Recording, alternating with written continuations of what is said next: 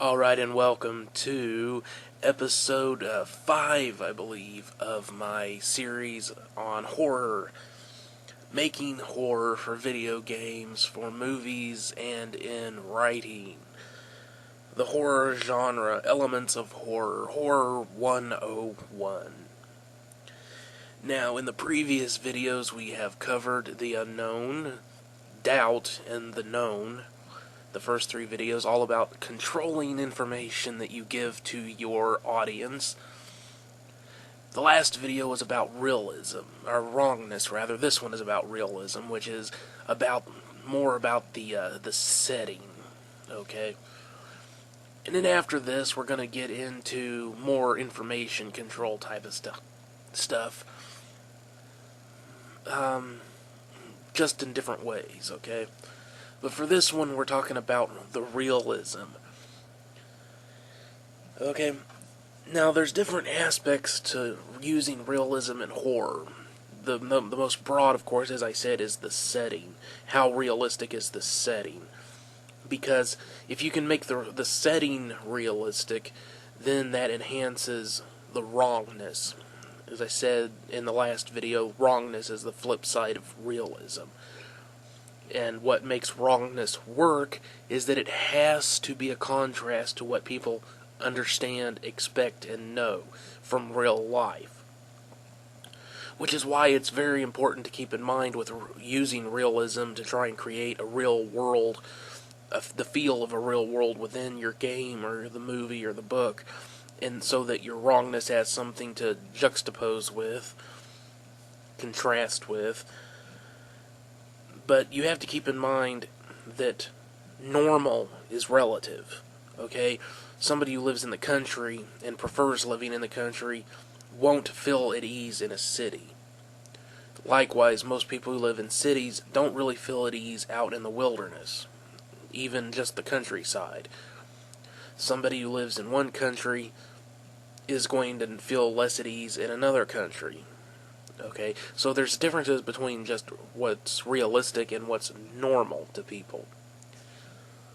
Since most people do tend to live in cities, that's why a lot of things are either in cities, locations that people can easily identify, or they're out in the countryside, which is a location that's going to cause inherent issues with ease. You know, it puts you less at ease to be in a more alien location, which is heightened even more if you're doing like sci-fi horror and it actually is an alien location. But, you know, that's different things, different uses of realism and normalcy. Now, a lot of the whole realism thing, as I said, is just so that when something is wrong, people will recognize it. There's what they feel is real and normal, and you portray that as well as possible, and then that gives your wrongness something to contrast with, as I've said. But there's also realistic things that are disturbing and scary to people because they're realistic. The more realistic you make them, the more scary and disturbing it'll be. Now, I kind of have mixed feelings about going too far with realism in some cases. I'm not a fan of movies like the Saw series. The first one isn't too bad, but the rest of them, as far as I'm concerned, you'd have to be kind of fucked up in the head to enjoy watching the rest of those movies, because it's nothing but gore porn. There's nothing scary about it. It's just gross. And, you know, it's getting off on watching fake characters getting killed. It may not be real, but that doesn't really make it okay. I've never understood that mindset that people tell, you know, that self-deception of saying, oh, well, it's not real, so that makes it okay to watch it. I don't really get that. You know, if that was the case, then things like simulated, you know, fake child porn would not be illegal. Oh, it's not real, that makes it okay. No, it doesn't.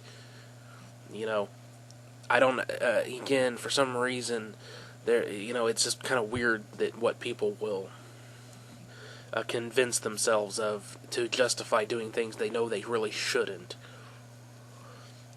So when it comes to like realistic gore and violence,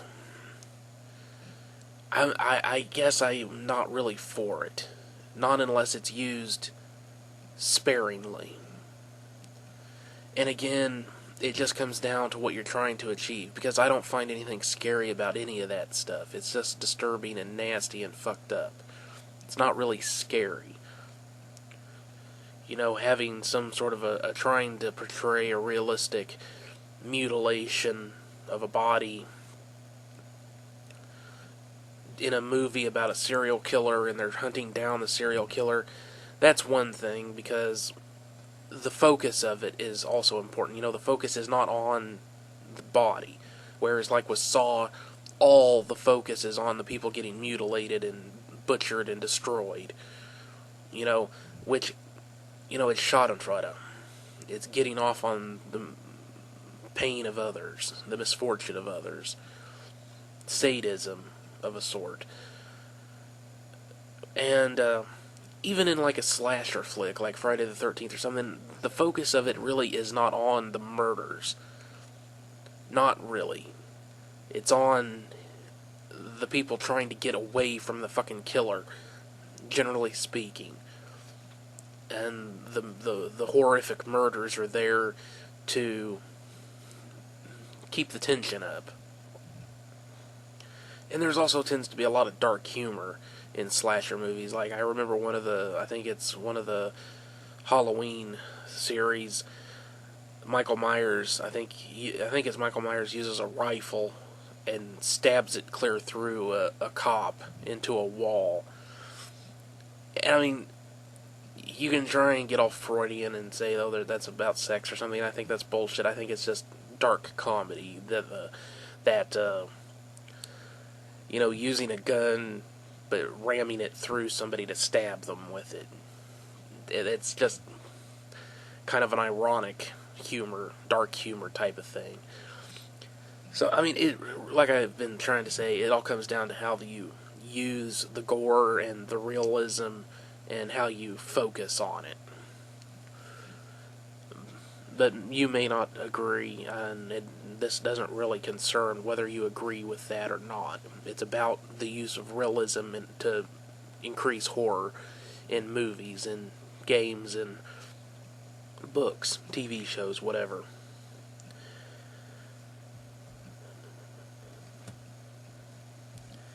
And my mind just went blank on me. Ah, fuck. Where was I going to go next? Actually, I'm not sure that there's a whole lot more to talk about with realism, because I think I've covered the important stuff. You know, the most important thing I always feel is that it's there to be the contrast to wrongness. And other than that, using realism for things that people really do find scary is good when it's done right. Because the tons of gore stuff is just nasty. And you get numbed to it real quickly. After you've seen 100 mutilated corpses in a game or something, it's like, what the hell is the meaning of this? Is it supposed to mean something to me? No. So, in that regard, I don't care how realistic you make it. After a while, it's just there. And, yeah, I think that covers realism, but I also wanted to use this video to talk about location, setting type of stuff, because that's part of being realistic, is where you set it.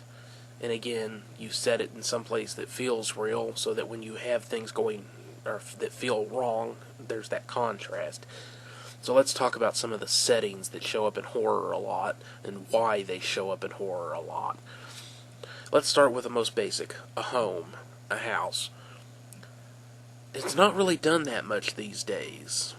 You know, you have some things like the paranormal series, but other than that, you don't see a whole lot of horror movies that just take place in homes anymore, or games especially. I don't know that there's been any big budget games that just take place at any point in somebody's home. which is a pity because it's one of the best places to use that whole contrast between wrongness and normalcy and realism. Because pretty much everybody, at least that's likely to play a video game, has a home that they live in.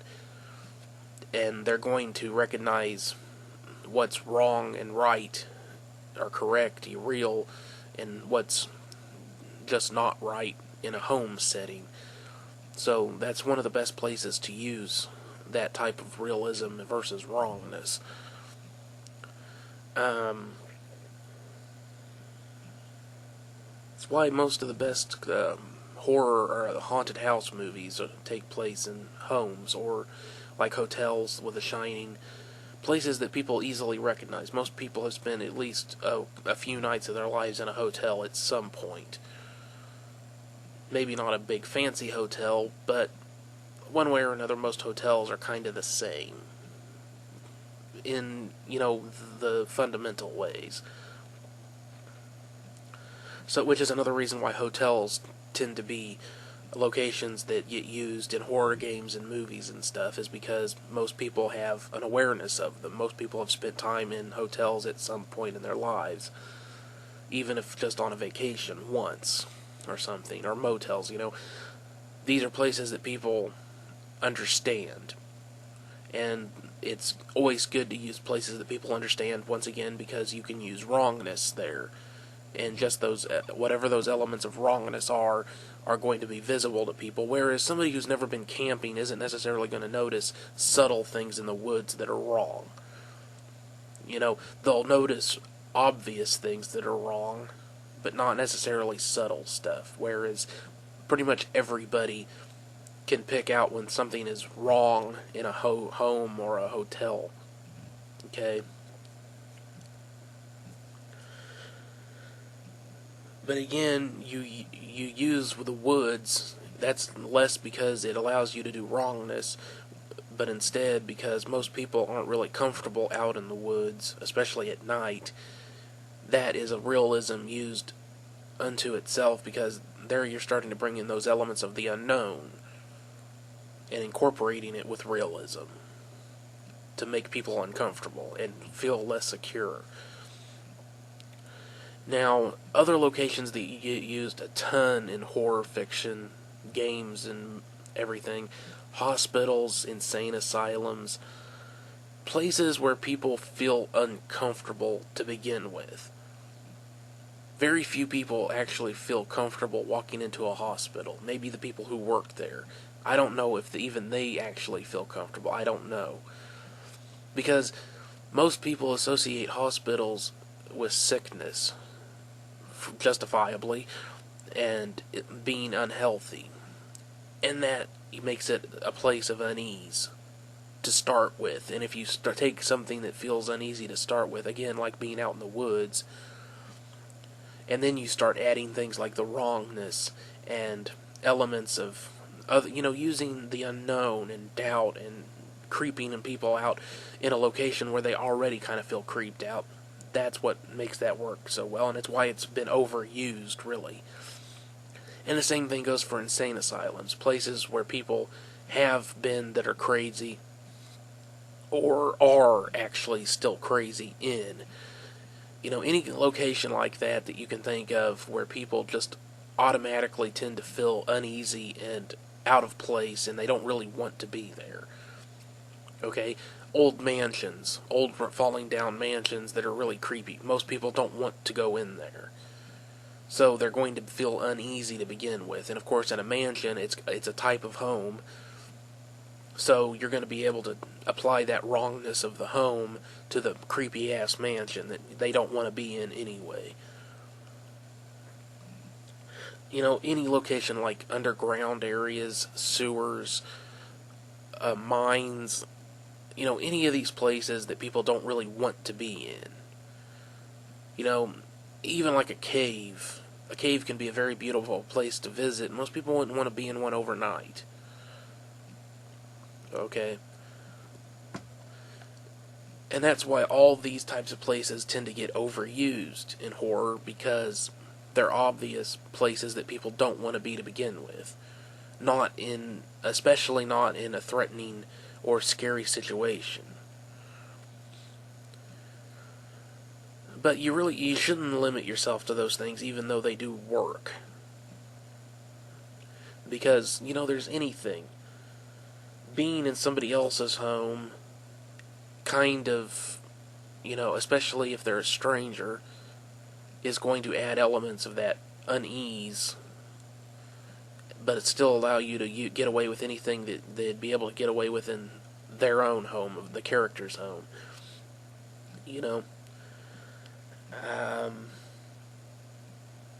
A park. Parks show up now and again.